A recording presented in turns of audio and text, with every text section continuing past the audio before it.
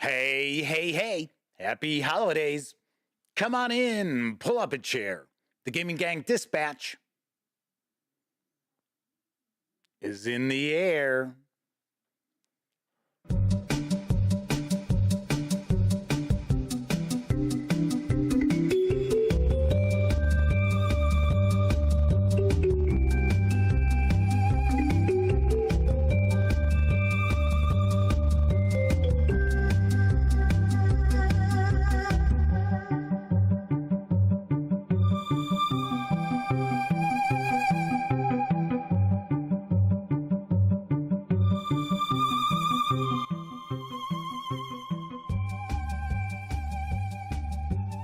Howdy, gang, and welcome once again to the Duct Tape Studios.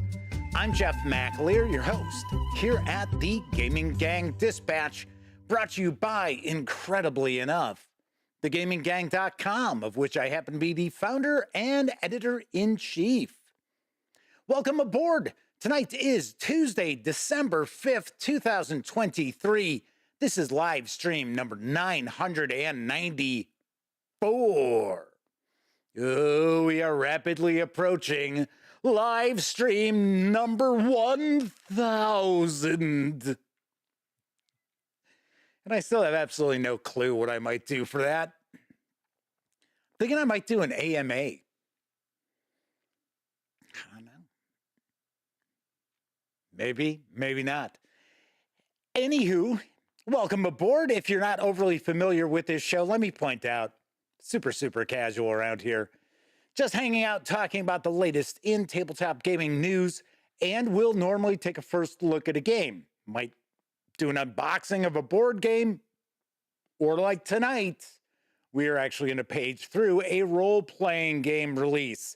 That's right, we are going to dive on in and take a first look at Great Wyrms of Drakha. This is for 5e Dungeons & Dragons from Draco Studios. So we are going to dive on in. My understanding is this is an adventure collection for high-level characters, which, truth be told, there aren't too many really good high-level D&D 5e adventures out there. So kind of curious about this. In fact, Draco Studios, I don't know if they're still in the midst of the Kickstarter for another release in their, I think it's their Dragonborn series. Looked really cool. I shared a news piece of it not too long ago. Like I said, I'm not sure if it's still running or not. Maybe during the brief intermission, I'll take a peek to see if it is. Anyway, that is what's on the horizon for tonight. Yes. So if you are tuning in live to check out the first look, do want to mention we tackled the tabletop gaming news first around here. So it's probably going to be about 35, maybe 40 minutes before we get on into that page through. So if you're watching live, kick back, relax, enjoy yourself. It's the holiday season. It can be a lot of fun, but it can also be very stressful. So this is a good time to just decompress. Yes, because I have such a soothing voice.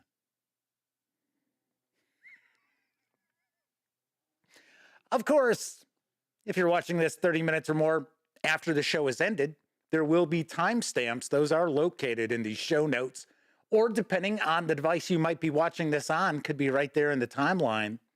So if you want to skip past the tabletop gaming news, although we've got cool news tonight,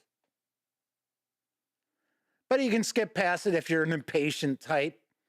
You'll be able to. Of course, can't do that live because I don't know about you. I cannot jump around in time.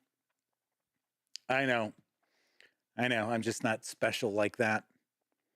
Of course, when you're not watching videos on the Gaming Gang channel, be sure to visit thegaminggang.com for all latest in tabletop gaming news, reviews, and a whole lot more you won't find here on the YouTube channel. You know the drill.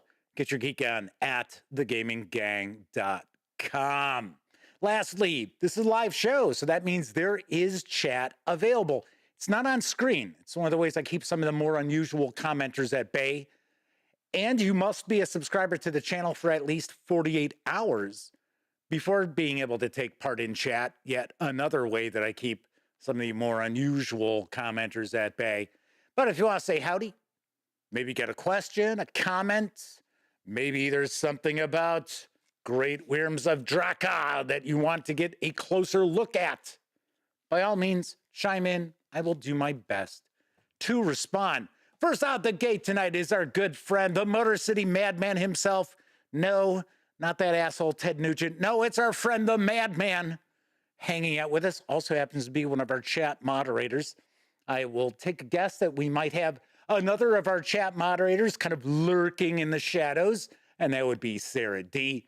Tessie Trekkie is also with us, as is Kevin King, Kathy Evans, Matthew Blackwell is with us also, and another of our chat moderators with the ban hammer in place, Flaming Huron from across the pond. Good to see you as well. And yes, Sarah D is chiming in saying they are here tonight. Need a little extra soothing. They're crafting with vinyl and glitter and questioning all the life choices that led me to this place. I would think the glitter part of that would really be where I would be questioning my faith in any sort of greater power. All righty. So, Madman says he always open Christmas cards over the garbage can because they have friends that put glitter inside the cards.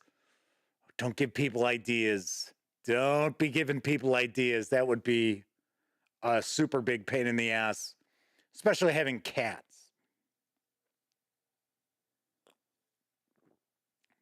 And I'm not talking Andrew Lloyd Webber cats. I'm talking about little small animals who like to put any foreign object in their mouth and eat it. Kind of like children. Anyway, hello, everybody. Good to see ya. Boy, I tell you, we're getting close to that 1,000th show. Let me know if you'd be interested in me just doing an AMA. And if you don't know what an AMA is, it's, mixed martial arts. It's an Ask Me Anything. So if you wanted to, I could do the 1,000th show as an AMA, because here's the reason why I mentioned this. And we will get into the news in just a second. I don't want to, single out something that's going to be covered on the 1,000th show, right? Because it'll be like, wow, Jeff picked that game to feature on the 1,000th show. I don't want other publishers to feel like, oh, wow, Jeffy was singling out ABC company. What's wrong with XYZ company here? So, okay. Sarah D says they decided they were going to have fun making cute Christmas ornaments. Ornaments, yes. Because I like to put ornaments on my tree. Ornaments. I'm going to be a little off today. I will talk about that when we get through the news. I've been running around all day long. And I've had a few injections as well. I'll talk about that in just a bit. Flaming Heron says, yes, AMA, all companies get some loving. It's all good, 1,000th show or not. Well, for me to do an AMA, people have to submit questions, though. And I would prefer to have some questions already in hand as opposed to just starting doing a show and then there's maybe two people in chat because they're like, Jeff's not even going to feature a game tonight. I'm not watching that shit. It'd be like, Fleming, it says I could submit plenty. I didn't say I'm going to answer all of them. I said you can ask me anything, but I do reserve the right not to reveal some secrets of the magic that takes place down here in the Duct Tape Studios. Might actually share another behind the scenes video because wasn't it the 500th show that I did that? I shot, a minute and a half. Things have not changed radically. That is for sure. No duct tape anymore in the Duct Tape Studios, but still similar setup. All right, let's jump on into the news because returning to print from Brookspun Games is Legacies. And here's what I know. You are famous, one of the most well-known names of the early 19th century. That's not enough for you, though. You want to leave a legacy with your name living far into the future. Make strategic relationships, well-timed investments, and marvelous heirlooms to leave a lasting mark. Most importantly, identify the ideal successors to carry your reputation and fame across multiple centuries. This strategic action selection economic game challenges you to navigate events of the past, present, and future to cement your legacy. What kind of legacy will you create? How will you be remembered? Legacies is unique in its integration of primary told you, I'm going to be off tonight. Tessie Treggy asks, what's the dumbest thing a player has done in an RPG session you've run? Send that, email that to me. I will answer that question. It's something that happened in the 80s, and it is still a running joke with my gang and I. Legacies is unique in its integration of primary mechanisms, including multi-use cards, market manipulation, area control and worker placement, variable round ends, variable player powers, and variable scoring. A lot of variables there. Many paths exist to build your fame, but it would be foolish to focus only on your own heirlooms and industries, as that path will likely benefit your opponents more than it will benefit you. The player cards and entire board evolve throughout the game, highlighting inflation and, more importantly, showcasing the visual progression from the 19th century into the 20th and eventually the 21st century, creating an effect that carries the player through a journey that truly feels as if it spans 300 years in just a couple of hours of gameplay. Hopefully the game doesn't feel like it takes 300 years to play. I don't think it will. This actually looks pretty interesting. That's why I'm sharing this news piece. Legacies is for 1 to 6 players, ages 14 and up. Plays around 90 to 180 minutes.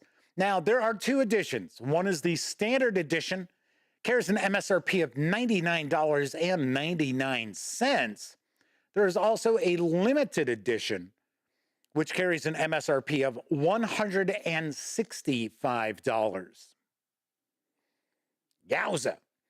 I will say that I have seen this game as a pre-order through some online retailers. I'm not going to say who, because you know I don't have an affiliation with any online retailer outside of DriveThruRPG. But I will say I have seen it for as low as $60. So $60 on a pre-order of a $100 game, that is a pretty smoking good deal. And this does look very interesting. I'm intrigued because when I was taking a peek at this, I gotta say, it was relatively difficult to track down images for this game that weren't taken by gamers, right? So like on Board Game Geek. And I shouldn't say never. Every once in a while, I'm forced to use an image from Board Game Geek that looks as if it might be from a gamer, not from a marketing promo or sell sheet and things like that. This is actually an image here that you would think, oh yeah, that's a gamer took that. No, that's actually on the Brookspun Games website. That's why I'm using it. But there are various different categories. So there's above board and below board. So you've got people who are upstanding members of the community, and then you've got some folks who are thieves and such as things like that. I thought that was kind of cool. And so there are a variety of different, I guess, classifications. And I believe that is also how you have a bit of that asymmetrical play based on the sort of character that you're portraying throughout the game. Once again, this is Legacies. Looks pretty interesting. By all means, check it out. Deep in the hearts of Saish, the crumbling city of Ulfencairn teeters upon the precipice of destruction, because currently available for pre-order is Warhammer Age of Sigmar Soulbound, Ulfencairn, City at the Edge of Death. I would have to say that is one long title. And I've got the scoop from Cubicle 7 Entertainment.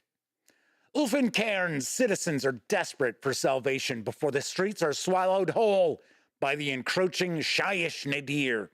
For an age, the Virkos vampire lord known as Radukar the Wolf has held ruthless control over the city, transforming this once proud Gothic metropolis into little more than a ravaged hunting ground for his thirsting court of monsters. Will the wolf's despicable plans come to fruition? Or can a band of wayward heroes stand up against this unassailable foe and save the city before it's too late? Ulfencairn, City at the Edge of Death, offers players and game masters a comprehensive city guide for running Warhammer Age of Sigmar Soulbound games in the legendary Cursed City. This book includes a complete history of the city and its imminent future, spread across 3 narrative time periods: Ulfencairn in Peril, The Curse of Night Unending, and culminating in Radukar's Legacy.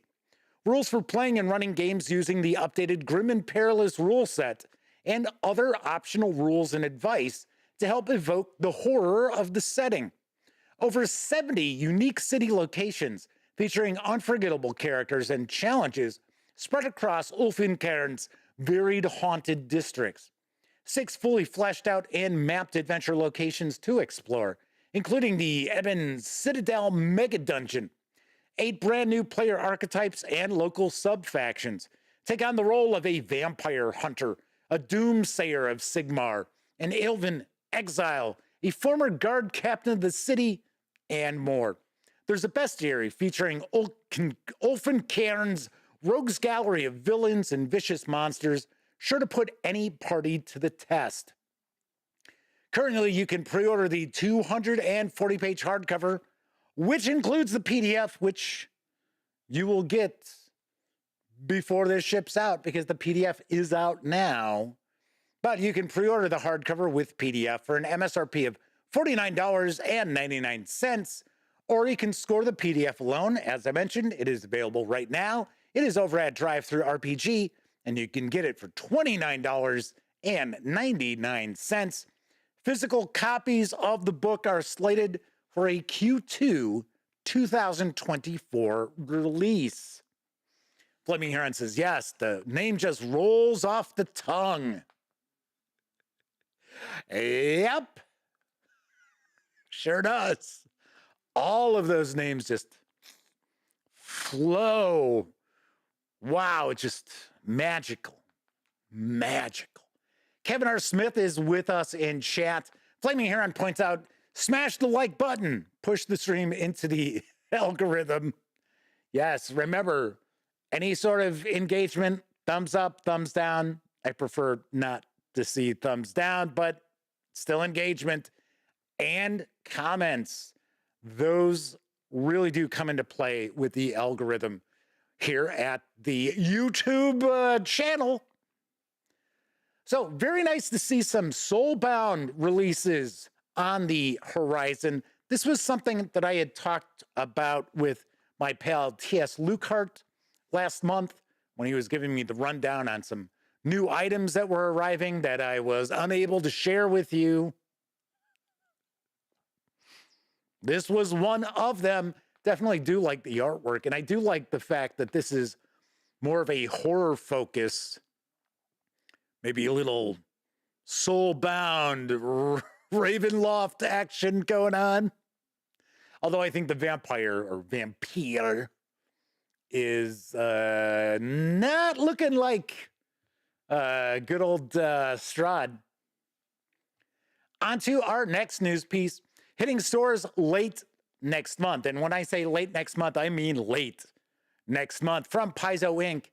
is the Starfinder role-playing game Adventure Path Scoured Stars. Here's the skinny. A complete Starfinder campaign debuts in hardcover. With most of the Starfinder Society's agents trapped behind an impenetrable force field, it's up to a new generation of heroes to step forward and uncover the mystery of this interstellar prison, the mystery of these scoured stars. Unravel the threat of the merciless alien Jinsels while rebuilding an interplanetary adventuring guild and dealing with the emerging threat of a slumbering god. All in a day's work for a Starfinder. This expansive 256-page hardcover campaign weaves together 12 popular scenarios from Paizo's enormous Starfinder Society organized play campaign, remastering and optimizing them for at-home play in the form of an exciting cosmos-spanning complete campaign from levels 1 through 15. It's the perfect introduction to the Starfinder role-playing game and Starfinder's biggest adventure to date. This is the first new-to-hardcover Starfinder Adventure Path volume, ushering in a new hardcover exclusive era for the Starfinder Adventure Path. The latest hardcover resource for the Starfinder role-playing game, this will have expanded setting details that add depth to the game's weird and wonderful universe, as well as rules sanctioned for play in Paizo's international Starfinder Society organized play program, with monthly free-to-retailer adventures for tens of thousands of players worldwide. This 254-page hardcover is going to arrive in stores on January 31st. Can't get much later in the month than that. It's going to carry an MSRP of $54.99. Very nice. We have not seen any Starfinder adventures for a while. I haven't seen anything from Paizo for a while, and I will actually talk about that when we get into the random musings, because that is changing.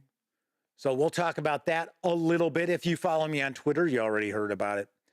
But anywho, kind of cool that we are going to start seeing single volume Starfinder adventures that has never been done before as far as hardcovers with this sort of page count. I think there have been a couple of longer standalone, but this is the first time we're actually seeing an adventure campaign in hardcover. Yes, it is from the Starfinder Society organized play, but the reality of it is the vast majority of people out there aren't in an actual play at their friendly local game store. And funny enough, you may not know this, I get these. I actually, not that I understand them, I mean, I receive these. I actually receive the organized play adventures. So I get the Pathfinder Society and the Starfinder Society. They're PDFs. But because I am a reviewer, they do send them to me. That they give me the digital files. I got to be honest, I've never actually taken a look at them, because what am I going to do? Review them? It's sort of like they're organized play adventures. So pretty sweet, pretty sweet. Looking forward to checking this one out.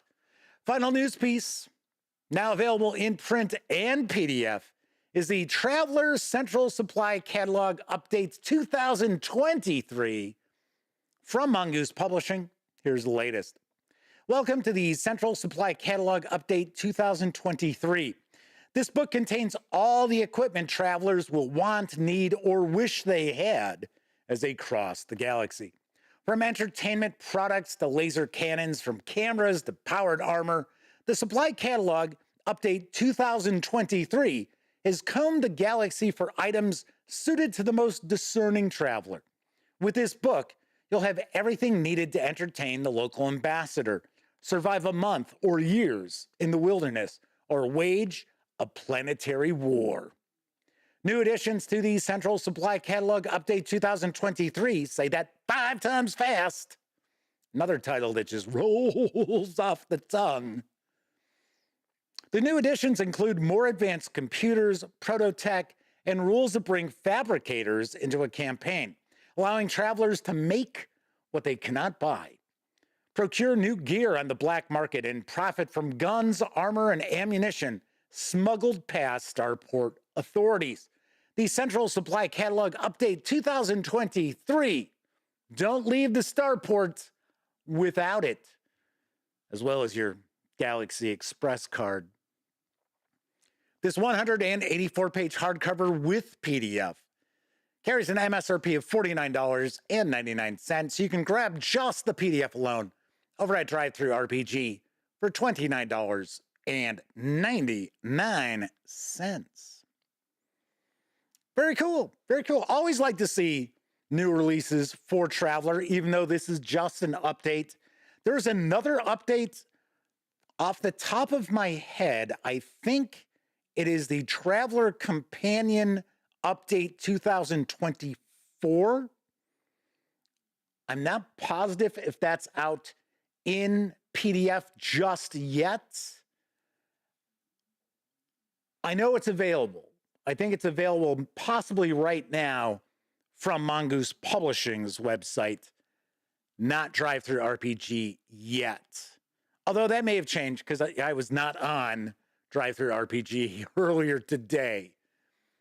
But always, I say it all the time. I like Mongoose Traveler 2nd Edition.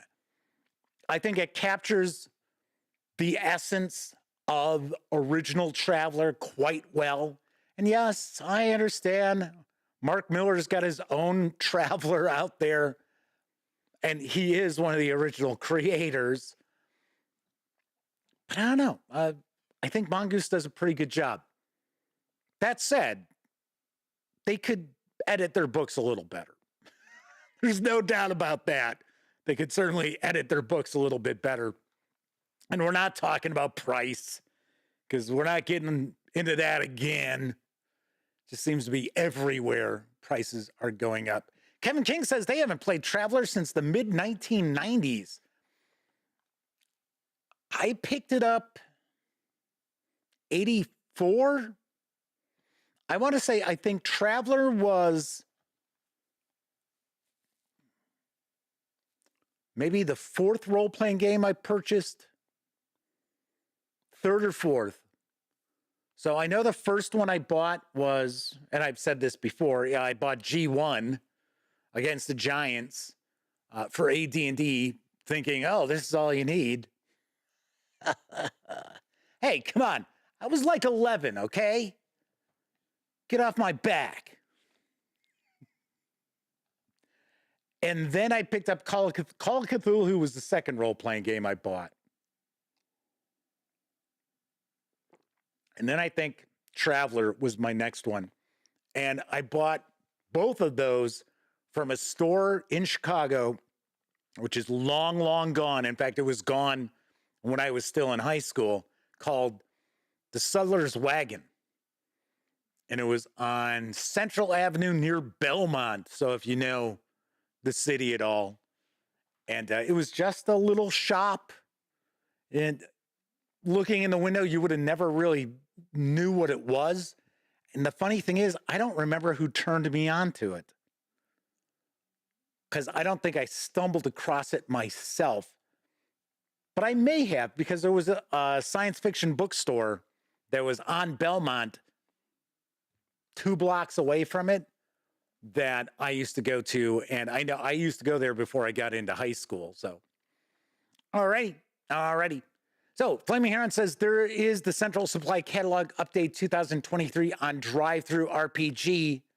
Yeah, and it is just an update. So, if you already have it,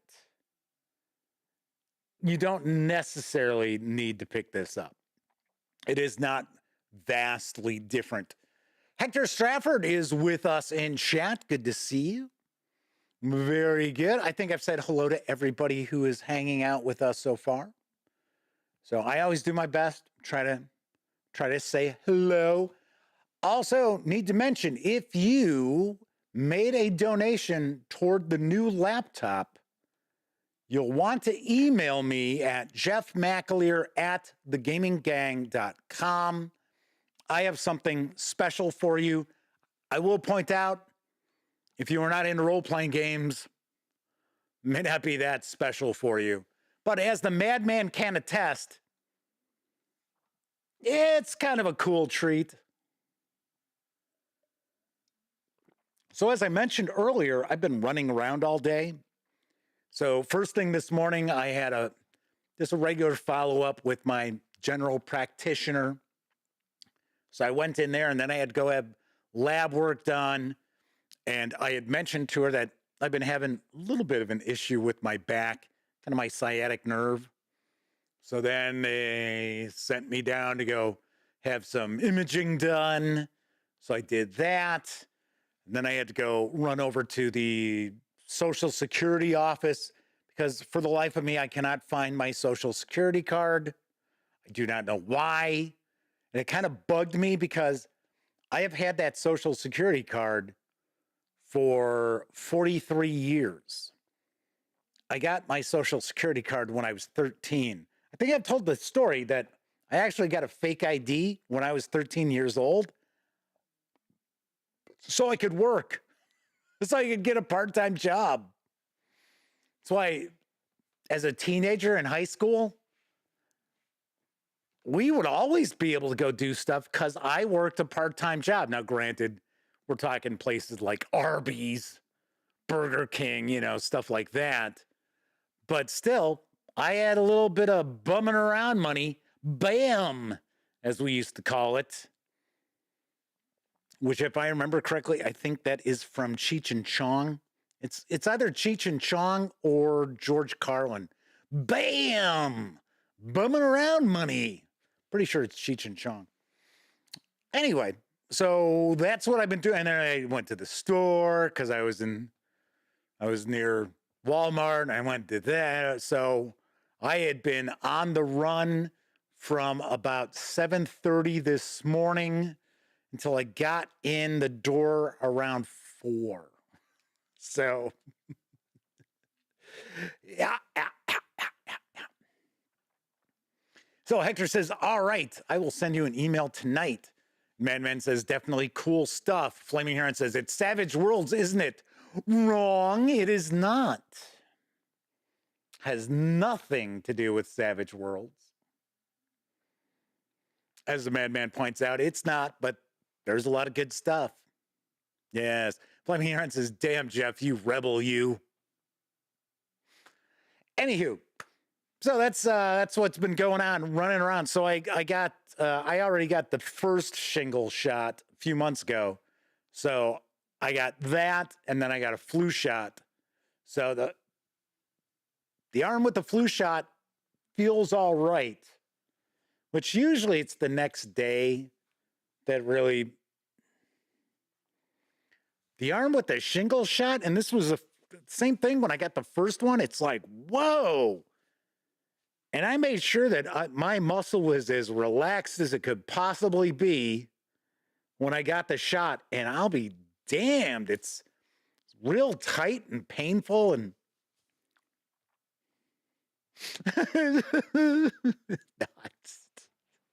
I'm just a little wimp. I'm a baby. Oh, hangnail. Anyway, so hopefully everybody had a good weekend. I actually got a little gaming in. That was very cool. So, gonna have some board game reviews very shortly. That'll be very nice. Spent a bit of time reading up on some role-playing game releases. Got some new goodies too. We're going to be taking a look at this week. I'll talk about that at the end of the show, and I will also talk about what we are going to be diving on into next week. So Matthew Blackwell says the COVID arm was sore for a while.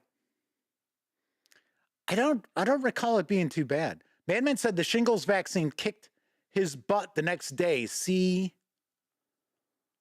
I'm worried about that too, because the nurse who gave me the shot said, "Don't be surprised." And I said, "Well, I felt fine after the first shot." She said, "Yeah, but sometimes this follow-up kind of kicks you in the ass." And I was like, "Well, she didn't say that, but that's what she meant." I'm like, "Okay." And Matthew points out they also got the shingles, flu, and COVID shots all at the same time. They were out of the COVID boosters, so I did not get that, unfortunately. I was hoping to. So yeah, So at least I was able to get the news put together for today. So there is that. I will point out I am going to have to recycle the brief intermission from last year because I didn't have time to put one together tonight, because you also have to realize, I've mentioned it before, I take care of my dad, so I had to cook, right? So thankfully, I was able to get that in. So there's some discussion here in chat about how people have felt after getting their shots. Now, my best friend Elliot, who I talk about all the time here on the show, he always gets sick when he gets the flu shot. Always. Never fails. And yes, I know they have debunked the whole story about, oh, the flu shot doesn't give you the flu, but it never fails.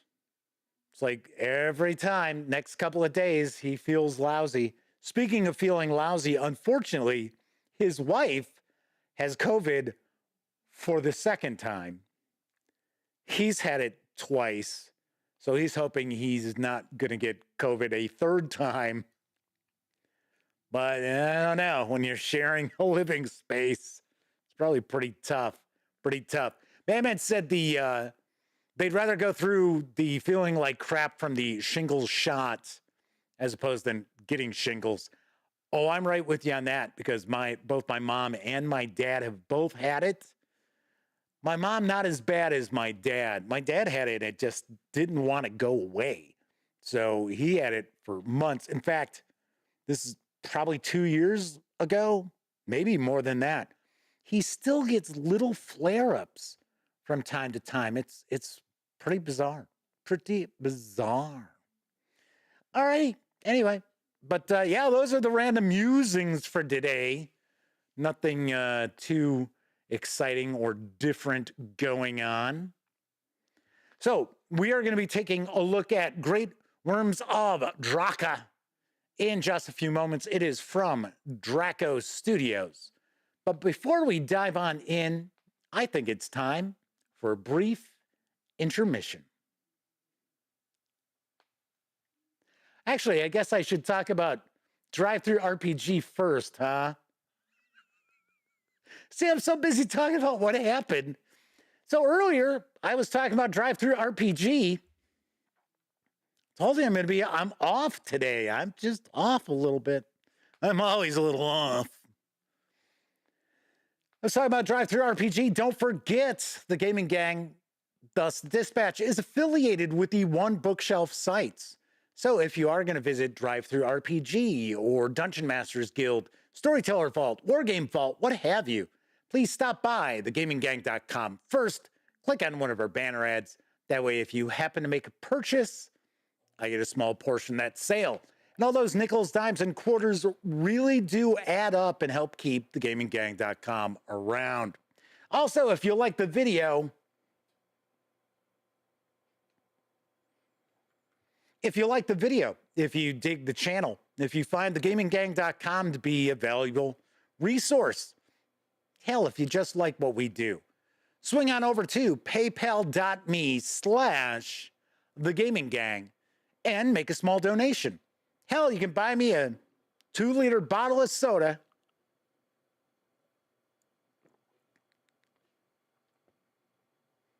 Thankfully, many of you out there do use the DriveThruRPG banner ads and or stop by paypal.me/thegaminggang, and it is greatly, greatly appreciated.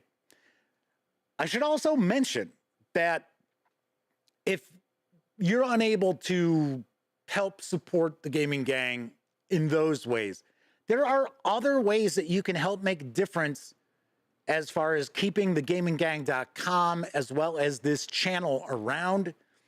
And it's as easy as being a subscriber to the channel, telling your friends about the channel, or telling them about the website. Maybe they don't care to listen to me blab on. That's fine. Tell them about the website. Plenty of news and reviews that are written. They don't have to listen to me do that. Or give the video a thumbs up. Or after the video's over, come back, toss a quick comment up there. All of that really goes a long way to helping the channel stick around. Alrighty, so as I said, we're going to be taking a look at Great Wyrms of Drakha in just a few moments, but here's that brief intermission.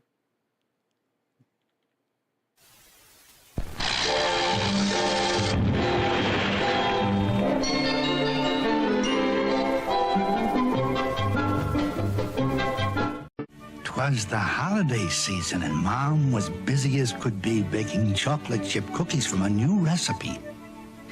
Pillsbury's best flour gave the Toll House cookie recipe a holiday flavor. From one basic dough, you can make 8 different kinds of delicious Toll House cookies with cinnamon, candy, nuts, and fruit. If you like Toll House cookies, you'll love this new holiday recipe, only in specially marked sacks of Pillsbury, the idea flour. Christmas is only a few S&H books away. Fill those empty pages at Publix. This week, Rat's Honey Glazed or Swift's Hostess Canned Hams in the 4-pound can are only $5.99. Fresh mushrooms are a great go-together as a side dish or in your salad. They're 79 cents for the pound package. And Breakfast Club vacuum pack sliced bacon in the 1-pound package is 99 cents. At Publix, where shopping is a pleasure. Old man Wilkins just hired me to sell his crummy Wilkins coffee. I think he just fired you, too.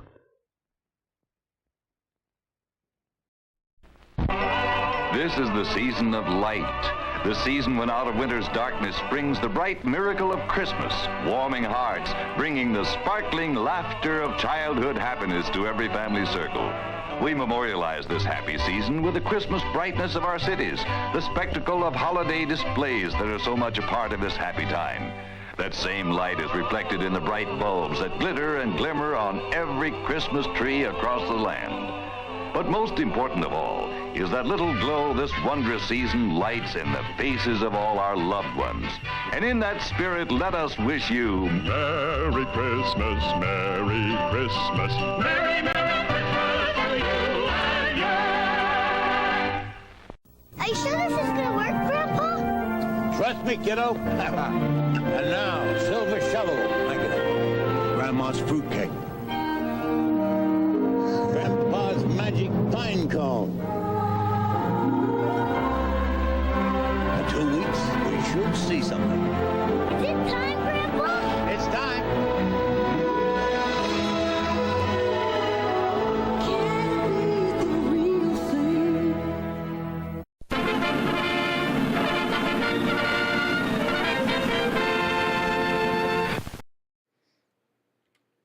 Yes, Art Carney. Hooray. Hooray. Tugging at the old heartstrings there a little bit. I think that's a cool commercial. Kids, you know, these little kids like, oh my gosh. Oh, that tree, we grew that tree. So, Kevin R. Smith said they were slightly too young to remember those stamp books for grocery stores. I don't tend to remember them from grocery stores. I remember there was the green stamps, and there were actually like locations you could go trade your green stamp books in. And I think they had some stuff like right there you could take home with you, other stuff they had to ship to you.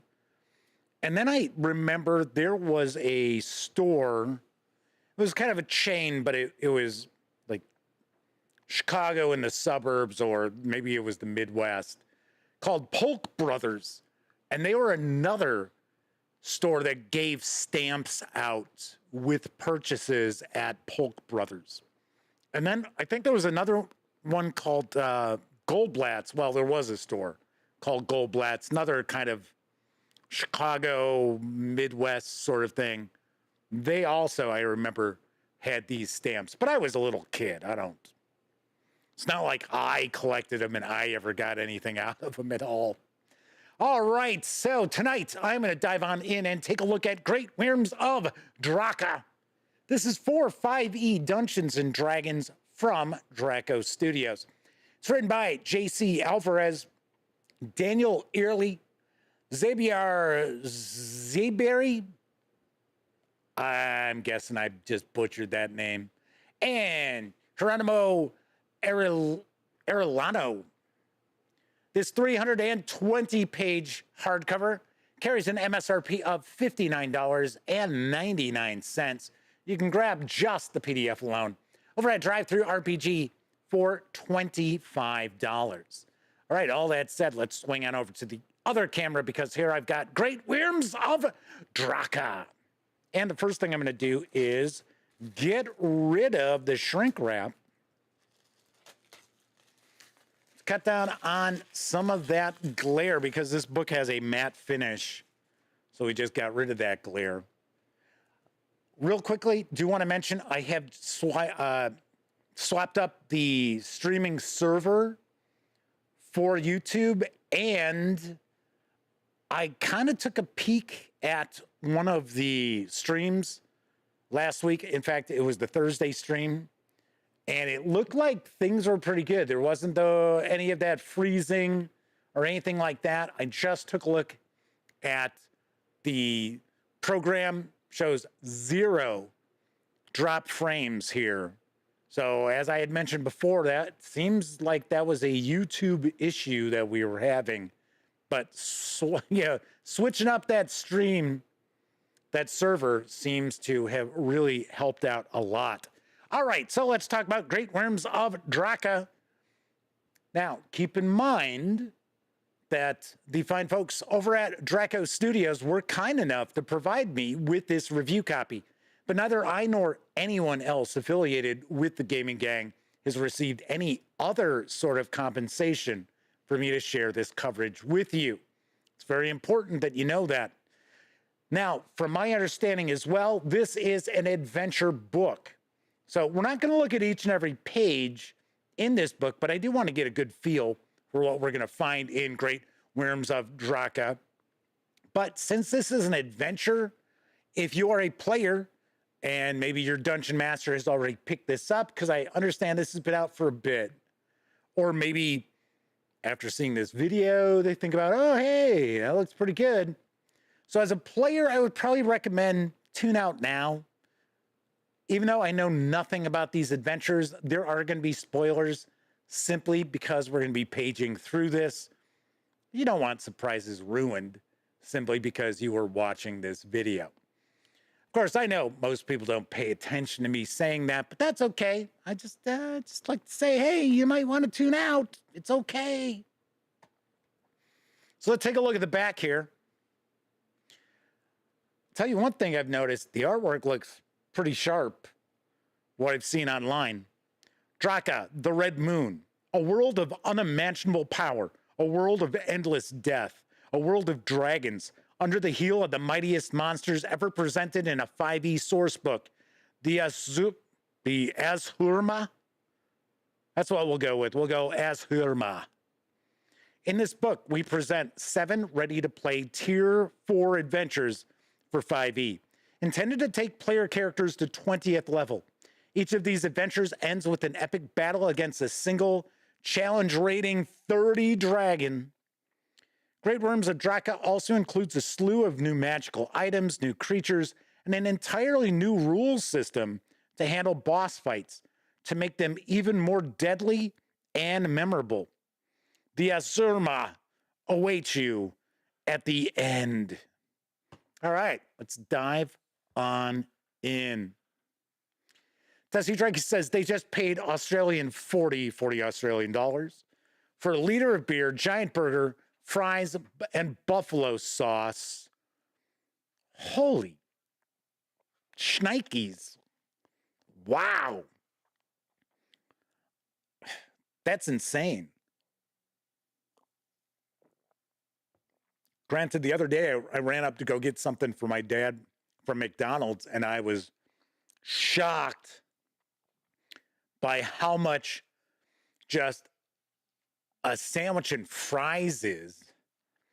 I was like, man, gone are the days of McDonald's being, the cheapest with their value menu. But Flaming Heron says, yeah, prices ain't cheap if you eat out. One of the reasons I cook, and I've known how to cook for decades, is I know what I want. I know how to cook.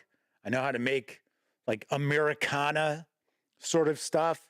And when I make it, I know what it's going to be like. So as opposed to just going out, ordering something in a restaurant, and then you're like, oh, this isn't what I was hoping it was going to be. All right, so we've got a bunch of illustrators. That's why I flipped back to this, because I want to make sure that we give them credit. I'm not going to read their names because you already heard me butcher the authors' names.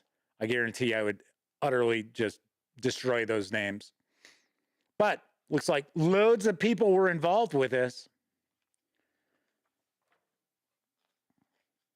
Gotta say, paper stock, pretty nice. I would say not as thick as the thickest Free League Publishing releases that we see, but also not real thin like some Wizards of the Coast, Dungeons and Dragons books. Although, honestly, the Planescape books, they had really nice paper stock. Unfortunately, the books weren't better, but at least the paper stock was good. So it looks like we've got some new rules. So we've got the battle mechanics. The large-scale combat encounters against the dragons in these adventures utilize a series of new mechanics to provide a dynamic and threatening experience for the players.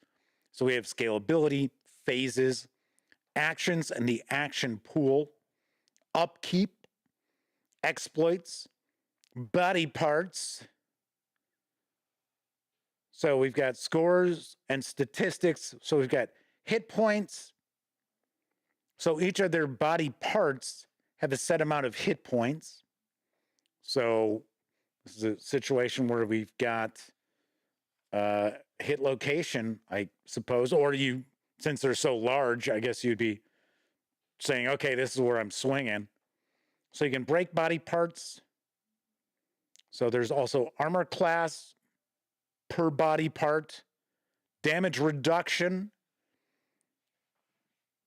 So special player actions, mount. Is that it? And examine. The Voice of Dissent, a 4-session adventure for 17th level characters. Here we go. I'm going to mispronounce all these fictional people, places, and things, so strap yourself in. It's going to be a bumpy flight. Uris Fulgen, grandest among Hermas, founded and rules the Golden City, a beacon of civilization unique on Drakha, its dreamlike landscape glimmering atop the Advent peaks. Here, Dragonkin and Valyrians swarm its busy streets, finding safety within its walls. Still, the city is not perfect, and not everyone is equal. Hey, I guess some of them are just simply more equal than others. And the pressure has been mounting over many centuries. Now a group of brave warriors decides the time has come to put an end to the dragon's rule, as they intend to claim their freedom. Welcome to the Voice of Dissent, a Dragon Bond. That's the name of their series, Dragon Bond adventure, and part of the Great Wyrms of Drakha adventure series.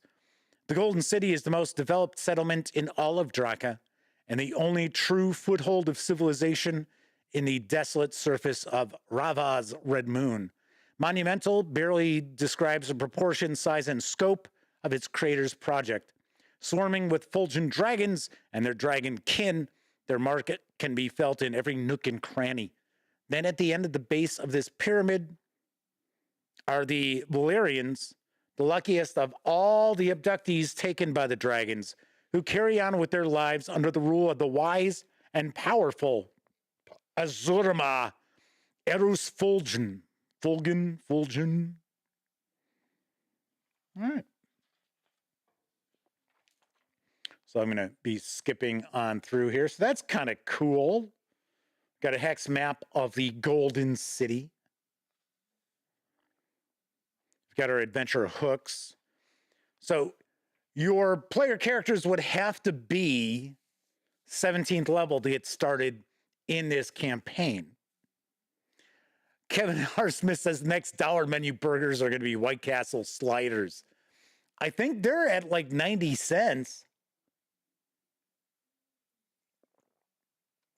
I can handle White Castle about twice a year, and once a year, it's at Gen Con. So, interestingly enough, on the White Castle theme here, subject, I don't know how many of you know that White Castle on the East Coast is far different than White Castle in the Midwest. And to be honest, very rarely do you see White Castles out west. And in the Midwest, White Castle sliders, the little burgers, are served with a couple of little pieces of pickle and onion on a steamed bun. They used to come with a Dusseldorf mustard. This is a few years back. Now they no longer put the mustard on there, but depending on which White Castle you're at, you might be able to get little packets. Elliot Miller, my best friend, is a maniac for this Dusseldorf mustard. Now, if you go east, say, Boston, if you get White Castles, they come with the pickle, onion, and barbecue sauce on the steamed bun. It's like, what? I was actually delivering a truck to the Boston area. This is a few years back. It's probably about 10 years ago. And I was like, oh, hey, there's a White Castle. I had already dropped off the truck. And I thought, I haven't had White Castle in a long time, even though we do have White Castle not far from where I am. Not as convenient as it once were because they've closed some down. And I went in and I ordered like 4 sliders and a fry and a Coke, Diet Coke. And I got it and I took a bite and I was like, what the fuck is this? I was like, oh, jeez. So I go bring it up to the counter and I was like, is there like barbecue sauce on this? And they're giving me a look like, what are you, an idiot? I was like, there's barbecue sauce on these. They're like, yeah. I was like, why is there barbecue sauce on these? And they're like, because that's what comes on White Castle sliders. I was like, not where I come from. Yes, Kevin R. Smith asked, didn't White Castle start somewhere in the Midwest? I think it's Kansas City. I know there were White Castle in Chicago probably by the late 1930s. All right, so there you have a little discussion of White Castle. You never know what you're going to encounter here on the Gaming Gang Dispatch. Might have a discussion about White Castle. We might have discussions about the C word. You never know. You just don't know. Okay, so taking a look through the adventure here. So this is broken up into acts. Looks like we've got quite a lot of dragon kin. Pretty long read alouds as well. So those are these blue boxes. So I have to ask, oh geez, here we go. No, Flaming Heron, don't get started on that. Don't get back onto that. So for the game masters out there, Is that too much read aloud?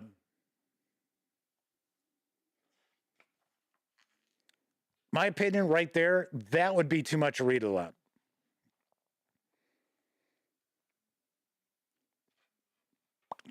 I paraphrase a lot of stuff because I do use printed adventures. I tend to deconstruct them and reconstruct them, but I do use adventures that are published because to be honest, I'm not clever enough to just come up with stuff out of the blue and put it together. And I simply do not have time to do that either. So I'm just kind of curious because I know Wizards of the Coast themselves have said 3 paragraphs of read aloud is right there. That's too much. And that is actually, this is a few years back.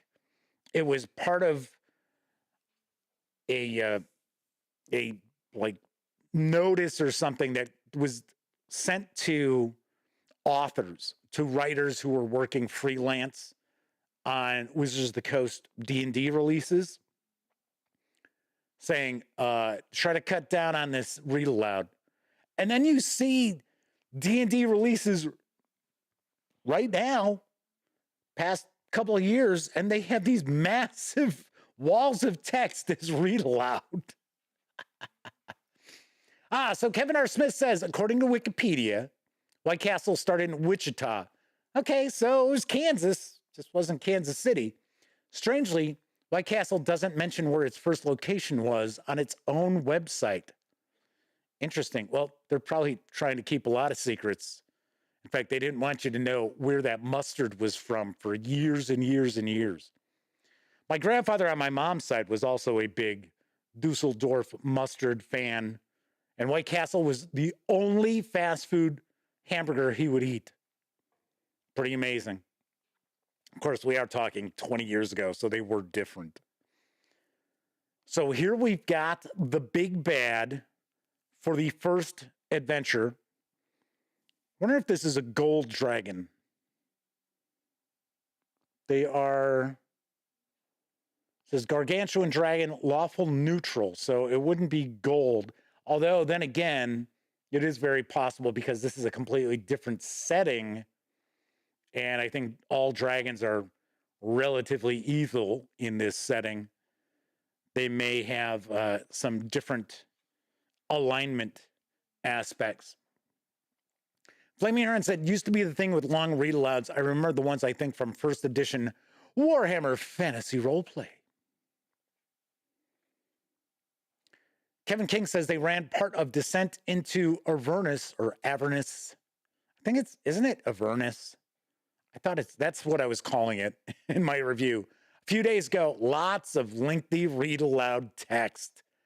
Tedious. Yeah, that's why you'd try to paraphrase.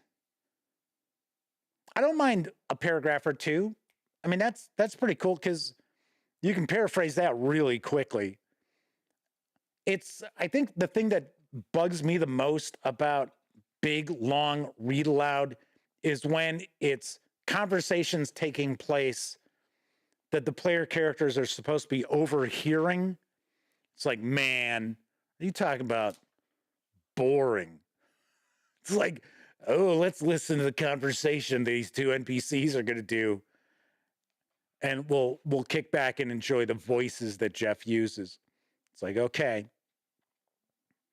Another aspect of read aloud I think tends to be an issue is when the read aloud tells the players what their characters think or feel.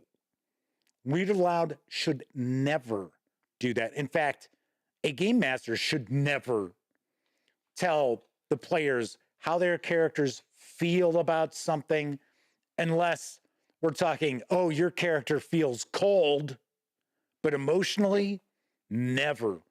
And to me, that is the sign of a really poorly designed adventure when you start seeing the, oh, well, the player characters feel this, or says the player characters do something. It's like, whoa, hold on a second. Don't be making my players do things that they have no control over. The Inkling. So now the player characters have left the Golden City behind. Looks like they're trying to track somebody down. Cartography looks all right. This is a little bland, but all it's supposed to be is some tents and some barricades, it looks like.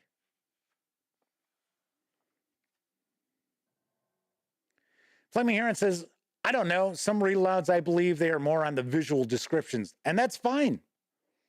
I have no issue with that. I think that's great. Read-aloud should be, what do your player characters see, hear, smell? What is apparent to them? What is the main feature or features of a room or area when your characters walk into it? That's what read aloud should be.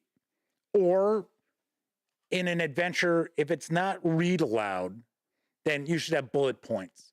Then again, a big issue these days with adventures, and it's not only for Dungeons and Dragons, we're talking just about every role-playing game system out there.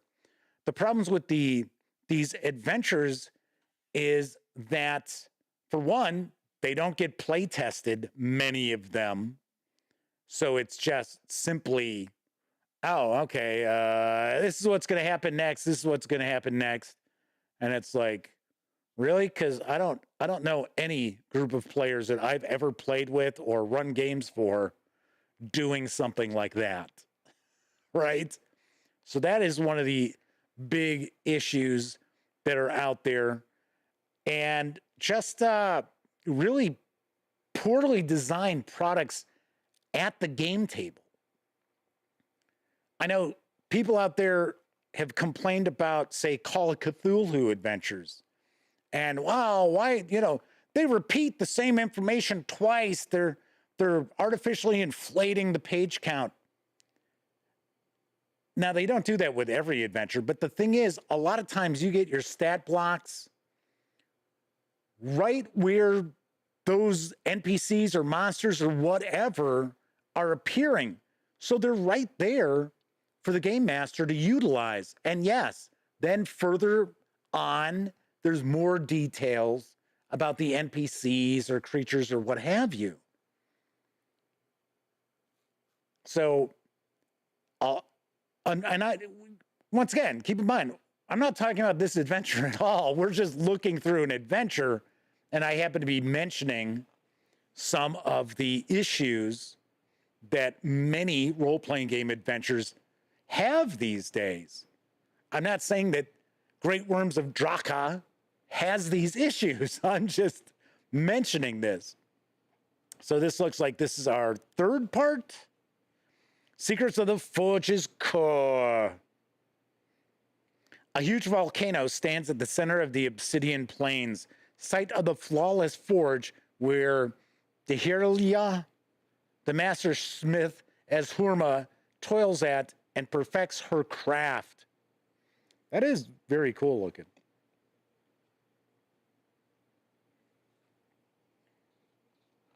So the player characters are essentially aiming to overthrow the rule of the dragons on this planet. I would say that sounds like a pretty epic quest.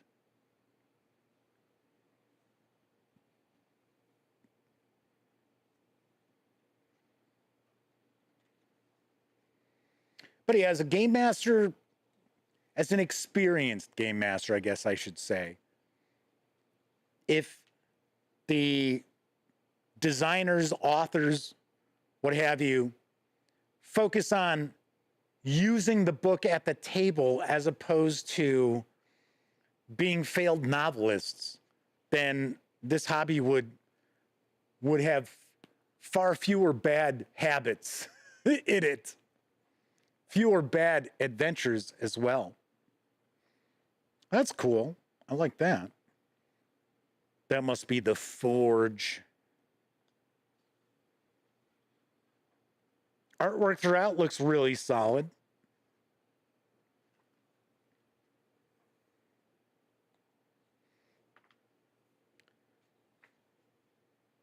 So it appears these various different areas are not dungeon delves per se just yet.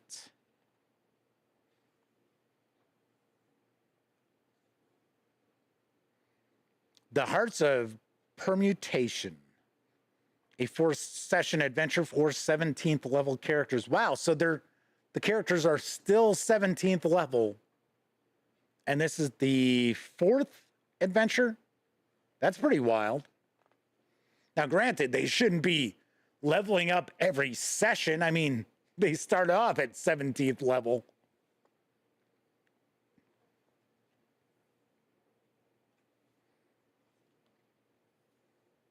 The Pyramid of Enlightenment. Something else I notice a lot, and this is especially fantasy role-playing games, most of them, for one, the cartography is far, far better than anything from back in the day, for the most part. But you also find that there's fewer areas. So usually even where it's like, oh, it's a dungeon and there's 10 rooms, there always has to be something going on in every single room. And it's a little strange. Just like the kind of ecology of the dungeon, a lot of times you can tell not a whole lot of thought went into that. So, but I gotta say, this looks pretty unique. We also have the various different sections. Although, when we get into the stat block and the body parts, you can see the font really does shrink quite a bit. Now I can see it says left claw, it looks like 14 plus 30? Or is that an N? Hit point N equals 30. And it gives us our armor class. Oh, that's cool. Hey, they're still 17th level. Our friend Chen from Taiwan is joining us tonight. Good to see you. Welcome aboard. But yeah, looking through here as far as the font for the text, not too small, not too large. This is pretty good. Death from above. The nature of strife. I do believe Draco Studios is an Italian company, and not to be confused with Draco Ideas, who I have shared coverage of some war games from in the past, who I believe they are out of Spain. Nixus, the Veil Breaker. The darkest denizen of the Red Moon, the undead dragon Nixus, oversees her own domain of bones and death, well away from the territory of the other Ashurma. There she plots and prepares the rituals necessary to breed her unnatural offspring, dragon hatchlings, undead from birth. Doesn't that sound a little weird? Undead from birth. Flaming Heron says they've really lent on third-party companies for their higher level 5e campaigns. I think what we tend to see with third-party publishers is the fact that they have far more of an adventure in their releases for higher levels.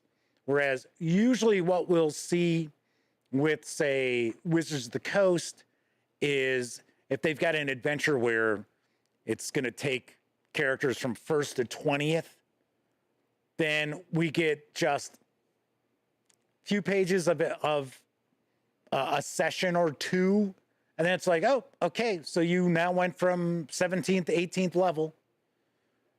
Then a couple of sessions later, it's like, oh, okay, so now you're going from 18th to 19th. So there is no longer period of time to become legendary. It's just sort of, oh, you played 2 sessions, time to level up. That is something I am not for. I am not in favor of the automatic leveling, because your player characters could fail at everything they try to do, miss a bunch of stuff that could have been done in the adventure, yet they still get to that end point, and it's like, okay, well, now at the end here, they're level 4. It's like, really? They didn't earn it. So I see a lot of 5e adventures, both third-party and from Wizards of the Coast. From first level to second level, it's sort of like, oh, they wake up and they roll out of bed, second level. I'm like, really? Flaming Heron says, I prefer players have to achieve something to level. I agree. They should have those kind of landmark points where it's like, oh, okay, so you polished off the big baddie's main minion. He's, you know, the big bad is going to be the focus of this campaign. So you've knocked off one of his big lieutenants. Well, that's a major event. There you go. Now you get to level up. So I know it really all boils down to people don't want to have to track experience points and things like that. And I think that's one of the reasons why we see these adventures, which are just short, and they're supposed to be, oh, take your characters from levels 1 through 12, and players play through a few sessions of a campaign, and then it's like, okay, well, I want a new character now. Because they didn't earn those levels. It's just like, oh, okay, well, it's the end of our 4th session. Says here in the book, you're now level 3. Because that's what the book says. Sarah D says her niece loves to tell people she's a zombie because they had some trouble getting her to breathe at birth. So she says she's undead. That's kind of wild. Kevin R. Smith points out, yep, 5e assumes player characters will level up every 3 sessions, more often at low levels. Just like you would see 1st edition Pathfinder adventures, you would have a variety of different random encounters, wandering monsters, things like that. And originally with Dungeons and Dragons, that was supposed to be a penalty to the players for taking too much time, screwing around, and it was all about draining those resources. And then they'd fight these wandering monsters that would pop up out of nowhere, and they wouldn't have any treasure or loot or anything because they're just passing on through. And then it became, well, we have to throw these random encounters in because we need the player characters to bank away enough experience points so they can hit this level at this point in this adventure campaign. And then it just got to the point where it was like, you know what? You don't have to bother with experience points anymore. Oh, this is nice. The Halls of Crafting.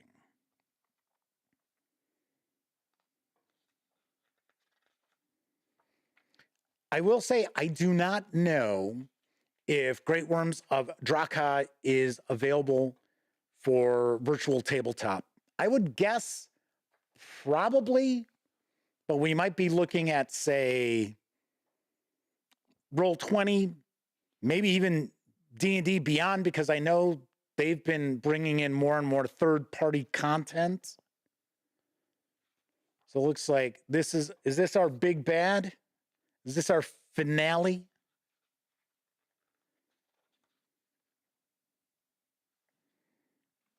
Looks like they're a black dragon. I believe so. That was our big bad. I believe they are a black dragon. I do like this. I think this is pretty cool. Where with the various different locations on the dragon. And quite a bit of information here. We have those upkeep actions, where we got some rules for those earlier on before the adventures kicked off. So we've got monsters and NPCs. Sadly, it doesn't look like we've got a lot of artwork here, but it is possible that the artwork was located where they appear in the adventures. Dragon peckers. That's what it says. These parasitic draconic birds often ride atop exodragons, looking to share in the dragon's kills or drink the dragon's blood if it becomes wounded. Dragons barely notice a dragon pecker on their tough scales, attacking it if they do. This, however, doesn't deter the birds from their habits as the potential rewards outweigh the danger. A dragon pecker looks like a mix between feathered dinosaur and flying reptile, with a big serrated beak and huge bulging eyes. Warren Rollins is with us. Good to see you, Warren. Asking, what is that gold orb that's on the right edge of the page? Is it telling me what chapter I'm in? Yes. It was showing you which adventure. So here, this was showing you're in the 6th adventure. So that's what that is right there. So you got that correctly. Asking, does it bleed to the side of the page so they can see the mark from the closed book? I don't believe so. We will close the book in a moment and take a look. I just find it funny. Oh, yeah. Dragon peckers? Okay. Yes, there we go. Kevin R. Smith's jumping on that. So we're going to follow up with a discussion about dragon peckers. It's like, okay. So we have Nyx dragons. Oh, we got some artwork there for the scale shifter. Weed wraith. Oh, looks like we've got plenty of creatures in the bestiary. New magic items is what I'm guessing we're going to see here. Oh, there we go. Artifacts and items. Cloak of ever-shifting skins. I am really curious how well this plays out being a high-level adventure for Dungeons and Dragons. Because as I had mentioned earlier, high-level adventures just seem to be difficult for writers to pull off. Not to say it hasn't been done. So, are these handouts? I think these are supposed to be handouts. Oh, Tales of Drakha. The adventures in this volume are all based on events that took place in Dragon Bond history and are tied to lore elements of our canon storyline. They are loosely based on some of the most relevant times that the Ashurma of Drakha faced a challenge from their Valyrian subjects and the events leading up to that. This is the stuff that storytellers from Drakha and some from Valarna speak about in the actual campaign setting. Sweet. All righty. Pretty impressive. The artwork that we saw, pretty nice, pretty nice. And yes, we were chatting about other things other than simply this adventure. But once again, it's a first look. So it isn't like we're going to look at each and every page and have a bunch of spoilers for these adventures. So once again, Great Wyrms of Drakha is for 5e Dungeons & Dragons. It is from Draco Studios. It is available now. The hardcover carries an MSRP of $59.99, clocks in at 320 pages. Or you can also grab just the PDF alone over at DriveThruRPG for $25. And I will have a review of Great Wyrms of Drakha in the near future. Very nice. Big thank you to the fine folks over at Draco Studios for providing me with this review copy once again. Sweet. Very, very nice. Alrighty, you might be wondering what's cooking this week. So I should point out just the way the calendar is lining up. Looks like, because I usually take the week between Christmas and New Year's off. And it's funny because it looks like it's going to line up kind of right on it. So it isn't going to be like, oh, well, so I had a Tuesday show and then I didn't do Wednesday or Thursday and then came back on the next Thursday. No, it looks like it's going to kind of line up where I'll do a Tuesday, Wednesday, Thursday show, have the next week off, and then do a Tuesday, Wednesday, Thursday show to ring in the new year. So kind of cool. But do want to let you know, we will not be seeing any episodes of The Dispatch between Christmas and New Year's. It's not to say you won't see videos. Just won't have any live shows. All right, so tomorrow we are actually going to have a War Game Wednesday of a sort because we're going to take a look at a War Transformed from Osprey Games. This is the Doggerland front of World War I. You're like, Doggerland? What are you talking about? That's like ocean. Well, not in this game. So this seems to be, this is a miniatures game. This seems to be kind of a mix between mythos, World War I, and folk horror. So we're going to dive on in, take a peek at this. Looks like a very unique art style as well to this. So this is from Osprey Games. We're going to dive on in, take a peek at this. On tomorrow's show, Thursday, we are going to take a look at Age of Wonders Planetfall from Arcane Wonders and Hobby World. So, of course, this is based on the computer game, or I guess I'll say video game, because I'm not sure if this is available for consoles or not. I have messed around with it on PC. I gotta say, kind of light, kind of a light game. I was a little surprised here.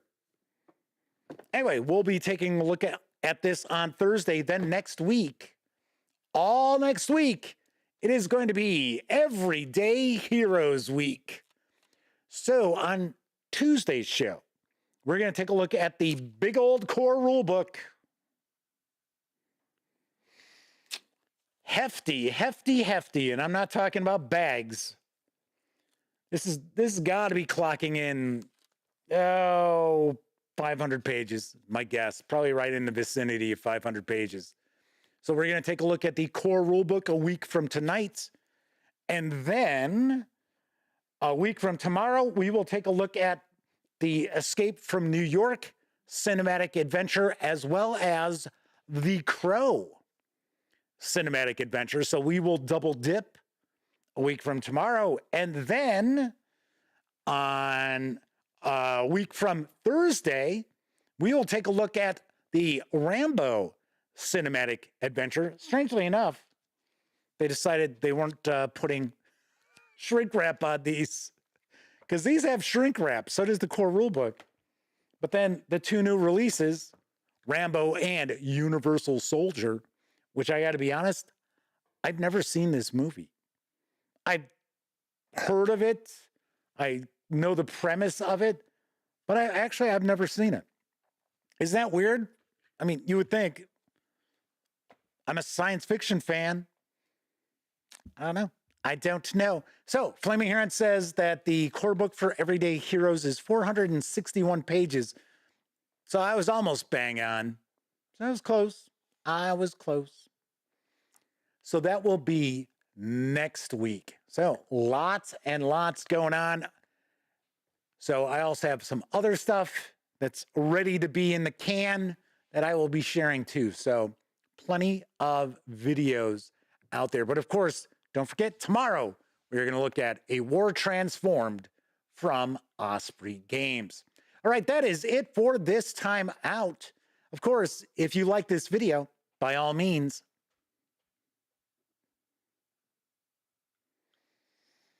if you haven't subscribed to the channel, why not? Go ahead. Takes only a moment. And if you do subscribe, don't forget, ring that bell, because it'll not only let you know when the Dispatch streams live Tuesday, Wednesday, and Thursday evenings right here on YouTube.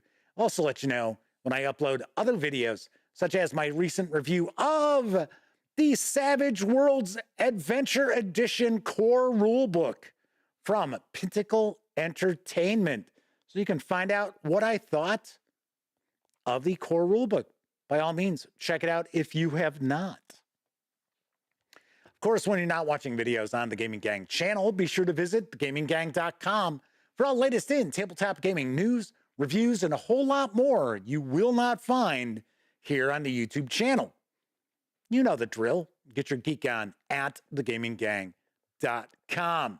Everybody enjoy the rest of your morning, afternoon, evening, whatever time of day it is in your neck of the woods. And of course, if you watch live, thank you kindly. If you watched live and took part in chat, a big tip of the cap, because of course, I say this all the time, not only are you keeping me company, but you're keeping each other company when I'm doing an unboxing or I'm doing a page through. So it really is appreciated. But of course, I know a lot of you out there, you don't have an opportunity to watch live. Doesn't matter if you're watching live or on Memorex. Thank you very much for watching any of the videos here on the channel. All right, I will be back tomorrow. Once again, we'll be taking a look at A War Transformed from Osprey Games. And here's hoping all of you out there always get to enjoy plenty of great gaming with your gang.